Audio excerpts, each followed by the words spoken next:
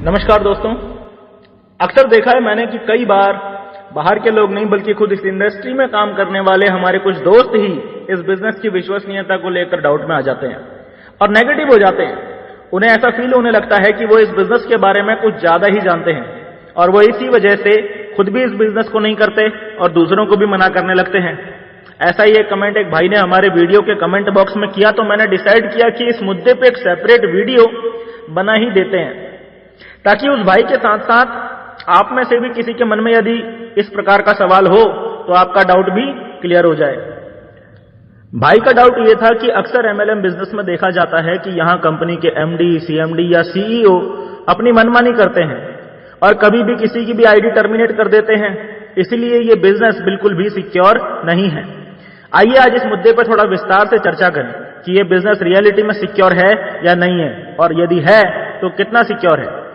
इस सवाल का जवाब मैं आप सबको 3 पॉइंट्स में देना चाहूंगा, और अगर आप इस बिजनेस के प्रति सीरियस हो तो तीनों पॉइंट्स को अभी से अपने दिमाग में बिठा लेना।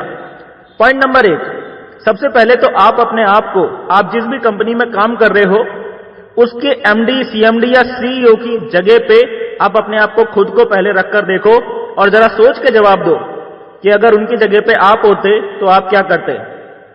अगर आपकी इतने सालों की मेहनत से बनाई हुई कंपनी की रेप्यूटेशन और बिजनेस को कोई खराब करेगा तो आप उसके साथ क्या करते। किसी कंपनी को पहले खड़ा करना और फिर कई सालों के कठिन परिश्रम से उसे बड़ा करना कोई मजाक है क्या। फिर कोई नौसिखिया उस कंपनी को ज्वाइन करता है, कंपनी के रूल्स और रेगुलेशंस की धज्जियां उड़ाता है, कंपनी के कोड ऑफ कंडक्ट का मजाक बना के रख देता है, हर जगह इंडिपेंडेंट बिजनेस ऑनर होने का बहाना बनाकर अपनी मनमर्जी चलाना शुरू कर देता है। एक बीमारी बनकर पूरे बने बनाए सिस्टम को तोड़ना और अपने हिसाब से बदलना शुरू कर देता है, जिसकी वजह से उसका अपना निजी फायदा भले ही हो रहा हो मगर बाकी डिस्ट्रीब्यूटर्स का नुकसान होने लगे और कंपनी का मार्केट में नाम खराब होने लगे, बैड प्रैक्टिसेस और अनएथिकल काम करता रहे। आप सोचिए ये सब देख के उस एमडी, सीएमडी या सीईओ के ऊपर क्या बीतेगी। एक बार उनकी जगह पर खुद को रख के तो देखिए कि आप ऐसे आदमी के साथ क्या करते। हर एक नेटवर्कर किसी कंपनी का वैसे ही अभिन्न अंग होता है जैसे आपके शरीर में बहुत सारे अंग होते हैं, आपके हाथ, आपके पैर, आपकी आंखें, आपके कान, आपके दांत। आपको भी तो अपने दांतों से बहुत प्यार होगा ना। आप भी नहीं चाहते होंगे कि आपका कोई दांत टूटे या खराब हो, लेकिन फिर भी अगर आपके किसी दांत में कीड़ा लग जाए और वो दांत सड़ने लगे तो आप उस दांत के साथ क्या करोगे, बोलो। आपको वो दांत भले ही कितना भी प्यारा क्यों ना हो, लेकिन अगर वो सड़ जाएगा तो आप बिना देरी किए डेंटिस्ट के पास जाओगे और उस दांत को जरूर अपने शरीर से निकालकर अलग कर दोगे। आप ऐसा क्यों करोगे? क्योंकि आप जानते हो कि अगर अभी इसे नहीं निकाला तो इसकी वजह से बाकी दांत भी सड़ जाएंगे। आपको भले ही कितना भी दर्द हो पर आपको पता है कि यह जरूरी है, इसलिए आप ये जरूर करोगे। ऐसे ही अपनी कंपनी के किसी भी नेटवर्कर की आईडी बंद करने में किसी भी एमडी, सीएमडी या सीईओ को मजा नहीं आता है, बल्कि बहुत दर्द होता है। लेकिन फिर भी कुछ सड़े हुए नेटवर्कर्स को सिस्टम से निकालना जरूरी हो जाता है, क्योंकि एक गंदी मछली पूरे तालाब को गंदा कर देती है। समझ में आया? अब है पॉइंट नंबर 2। किसी भी डायरेक्ट सेलिंग कंपनी का कोई भी एमडी, सीएमडी या सीईओ आपकी आईडी को बिना वैलिड रीजन के बंद कर ही नहीं सकता। समझ में आया? अगर वो ऐसा करता है तो आपके पास पूरा अधिकार है कि आप कंज्यूमर कोर्ट जा सकते हो, आप उस एमडी की धज्जियां उड़ा सकते हो, उन पे केस कर सकते हो। आप चाहो तो आप सोशल मीडिया की मदद से भी अपनी बात लाखों लोगों तक पहुंचा सकते हो, उस कंपनी की धज्जियां सोशल मीडिया पर भी उड़ा सकते हो। आप जब भी किसी भी कंपनी को ज्वाइन करते हो ना, तो इसका मतलब यह होता है कि आपके और कंपनी के बीच में एक लीगल कॉन्ट्रैक्ट हुआ है। कंपनी के एमडी, सीएमडी या सीईओ के साथ आपका कॉन्ट्रैक्ट नहीं हुआ होता है, याद रखना। आपका कॉन्ट्रैक्ट कंपनी के साथ हुआ होता है। भाई बिजनेस करने मार्केट में खड़े हुए हो ना, तो थोड़ा बिजनेस को समझ भी लो। कानून की नजर में कंपनी का मालिक और कंपनी दोनों अलग अलग होते हैं। क्या होता है? कानून की नजर में कंपनी का मालिक और कंपनी दोनों अलग अलग होते हैं, इसीलिए मालिक के मरने के बाद भी कंपनी चलती रहती है। कंपनी का मालिक, इसको ऐसे समझो कि कंपनी का मालिक बाप है और कंपनी उसकी बेटी है। आपकी शादी बेटी से हुई है, उसके बाप से नहीं। तो उसका बाप अपनी मर्जी से आपकी शादी को नहीं तोड़ सकता जब तक कि आपने उसकी बेटी के साथ कुछ गलत ना किया हो।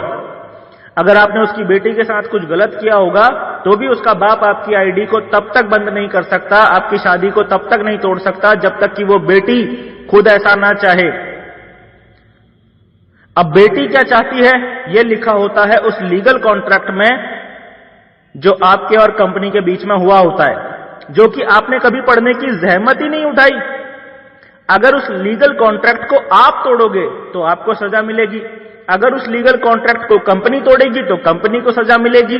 बट प्रॉब्लम यह है कि 99% नेटवर्कर्स कभी भी उस लीगल कॉन्ट्रैक्ट को पढ़ने की जहमत ही नहीं उठाते हैं, इसलिए उन्हें पता ही नहीं होता है अपने अधिकारों के बारे में। इसलिए पॉइंट नंबर 2 यह है कि कंपनी के सिस्टम को समझो, कंपनी के रूल्स और रेगुलेशंस को पढ़ो और उन्हें अच्छे से ईमानदारी से फॉलो करो। अगर आप ऐसा करते हो तो किसी भी कंपनी का मालिक भी आपका कुछ नहीं बिगाड़ पाएगा। अब है सबसे ज्यादा इंपॉर्टेंट पॉइंट नंबर 3।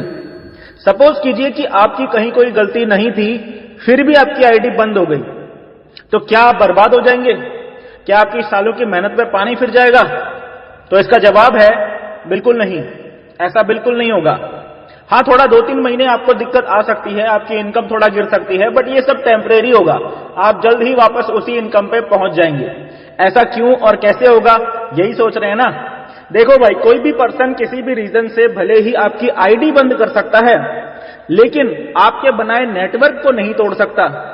अगर आपने सच में मार्केट में मेहनत की है और अपने दम पे लोगों का भरोसा जीत के टीम बनाई है, तो वो टीम हमेशा आपका ही साथ देगी। आप जिस भी कंपनी में जाओगे वो भी आपके साथ उसी कंपनी में शिफ्ट हो जाएंगे। याद रखिए कि एक नेटवर्कर कंपनी की वजह से नहीं बल्कि अपनी मेहनत से बनाए नेटवर्क की वजह से सक्सेसफुल होता है, इसलिए उसका फ्यूचर हमेशा सिक्योर होता है। लोग 30 साल 40 साल से इस इंडस्ट्री को खेल रहे हैं और लगातार करोड़ों रुपए कमाते जा रहे हैं। कई लोगों की डेथ के बाद भी उनकी आईडीज उनके बच्चों को ट्रांसफर हो गई हैं और आज उनके बच्चे इस बिजनेस से आने वाली इनकम को एंजॉय कर रहे हैं। कितने ही लोग हैं जो इस बिजनेस से 5 साल 10 साल 15 साल पहले ही रिटायर हो गए हैं और आज भी उनको इस बिजनेस से लगातार लाखों करोड़ों रुपए आते जा रहे हैं। सो आंखें खोलो, इन तीनों पॉइंट से ये बात साबित होती है कि नेटवर्क मार्केटिंग एक सिक्योर्ड बिजनेस है और इसे अपनी लाइफ में as a full time career अपनाया जा सकता है। और हाँ, जाते जाते इस वीडियो में सक्सेस का एक फॉर्मूला लेते जाओ, और फॉर्मूला है कि देना सीखो। फ्री में भी किसी को कुछ देने में हम में से बहुत सारे लोगों की नानी मर जाती है और फिर हम एक्सपेक्ट करते हैं कि उनको लोगों का साथ मिले। ऐसे पागलपन से बाहर निकलना होगा। The more you give the more you gain. Video को लाइक करना फ्री है, शेयर करना फ्री है और चैनल को सब्सक्राइब करना भी फ्री है। दोस्तों, हमारी ये वीडियो अगर आपको पसंद आई है तो दोस्तों हमें भी आपका सपोर्ट दो। वीडियो को लाइक करो, चैनल को सब्सक्राइब करो और अपने सभी दोस्तों को ये वीडियो शेयर कर दो। मैं मिलता हूं दोस्तों आपसे जल्द ही नेक्स्ट वीडियो में। तब तक के लिए गणपति बप्पा मोरया, लेट्स रॉक।